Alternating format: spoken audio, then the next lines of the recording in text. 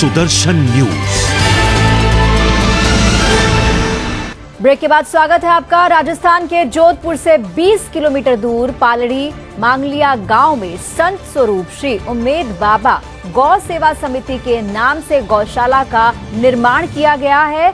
Online माध्यम से गौशाला का निर्माण किया गया।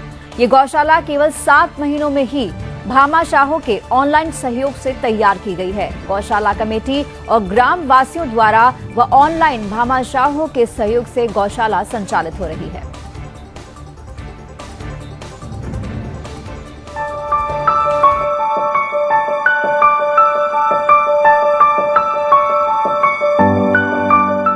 इस गौशाला का जो आपने शुरुआत की है, इसके पीछे इतिहास क्या है गौशाला का? गौशाला में 2019 में संस्था की स्थापना की और 2021 में नरसिंह भगवान हमारी आए और सोशल मीडिया की तरफ में बहुत जोरदार कार्य हो रही है निर्माण और आगे भी। गौशाला कितने टाइम से यहाँ पे है? ये गौशाला तो यूँ तो कम है 30 साल से, ठीक है, लेकिन हमारी इस संस्था का निर्माण 2019 में अलग से किया, उम्मेद बाबा गौशाला। वर्तमान में यहाँ कितनी गायें हैं? 300 गौ बच्चे।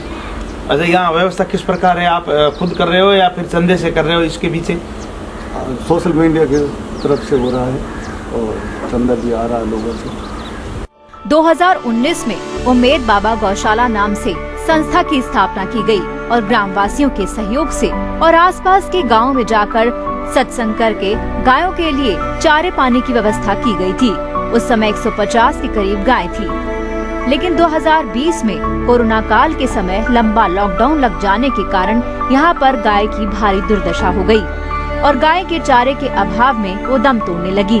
इस पूरी घटना की जानकारी सोशल मीडिया के द्वारा पास में ही गौ भक्तों को मिली तो तुरंत लोग ट्रैक्टर में चारा लेकर पहुँचे और 20-25 बीमार पड़ी गायों को तुरंत इलाज के लिए विश्व स्तरीय गौ चिकित्सालय भिजवाया गया और बाकी गायों को चारा खिलाया गया। सोशल मीडिया के माध्यम से 400 गौवंश की गौशाला बनाई जा रही है। जोधपुर के पालड़ी मांगलिया गांव में उम्मेद बाबा विष्णु कुंड गौशाला केवल 7 महीनों के अंदर ही भामाशाहों के ऑनलाइन सहयोग से तैयार हो गई है। गौशाला कमेटी और ग्राम वासियों द्वारा व ऑनलाइन भामाशाहों के सहयोग से गौशाला संचालित हो रही है। रोजाना चारे व स्टाफ का औसतन खर्च सभी दानदाताओं के सहयोग से होता है। चारे, पानी व स्टाफ खर्च के साथ साथ लगातार निर्माण कार्य भी जारी है।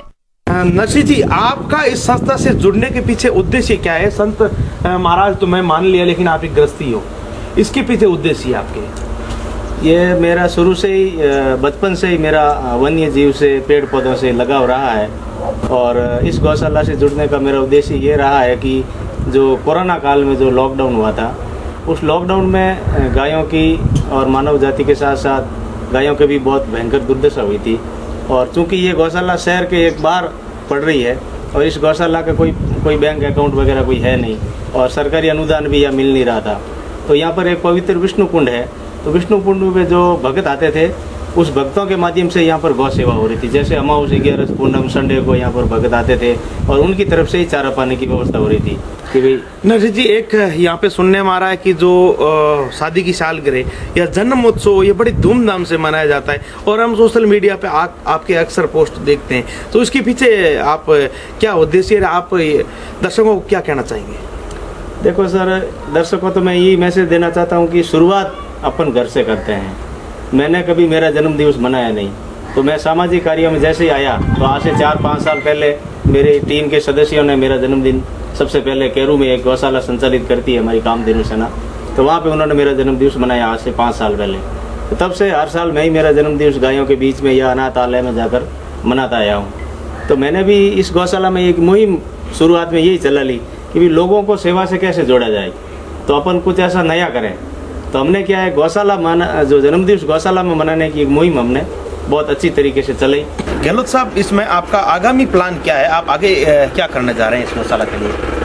आगामी प्लान इस गौशाला के लिए हम लोग एक ऐसी मुहिम चलाने की हम लोग कोशिश कर रहे हैं। अभी हमारा गौशाला का बैंक अकाउंट भी हम ओपन हो गया है, तो बैंक अकाउंट ओपन होने के बाद में हम इस गौशाला को आत्मनिर्भर बनने की हम लोग कोशिश में हैं गौशाला का जो खाद है उस खाद को हम लोग बायो कंपोस्ट वगैरह बना के इसको सेल करेंगे और जन्मदिवस मनाने की जो मुहिम है उसको हम और तेज़ करेंगे और हम एक ऐसे सदस्यता अभियान चलाएंगे। गौशाला में वार्षिक सदस्यता और 6 महीने की सदस्यता भी होती है, महीने का भी डोनेशन दे सकते हैं आप 200-500 रुपये। और जो हमारे जो परमानेंटली जो सदस्य होंगे जो हर महीने हम आपको 1100 रुपये का डोनेशन देंगे। सभी गौ भक्तों ने मिलकर एक व्हाट्सएप ग्रुप बनाया और इस व्हाट्सएप ग्रुप और फेसबुक पर गौशाला के पेज के माध्यम से लोगों ने ऑनलाइन सहयोग भेजा। यहाँ पर पेड़ पौधे लगाने की मुहिम भी शुरू हो गई है। गौशाला के आसपास पथरीली जमीन में बबूल की झाड़ियाँ हटाकर करीब 150 पेड़ लगवाए गए, जो अब पूरी तरीके से फलीभूत हो चुके हैं और पक्षियों के लिए एक बड़ा चुग्गा स्थल भी बनाया गया है। वहीं गौशाला में भोजनशाला का कार्य निर्माण प्रगति पर है। भविष्य में इस गौशाला में बड़ा चारा गोदाम बनाने की भी आवश्यकता महसूस की जा रही है। वहीं यहाँ पर कई प्रशासनिक अधिकारी, नेता, बड़े बड़े संत इस गौशाला में आते रहते हैं और गौशाला में जन्मदिन मनाने की मुहिम शुरू हो गई है। कई आसपास के लोग इस गौशाला में अपना जन्मदिन मनाने आते हैं और कई लोग ऑनलाइन पेमेंट भेजकर अपने जन्म दिवस पर सहयोग करते हैं। इस प्रकार ये गौशाला जन्म दिवस मनाने वाली गौशाला के नाम से भी प्रसिद्ध हो गई है।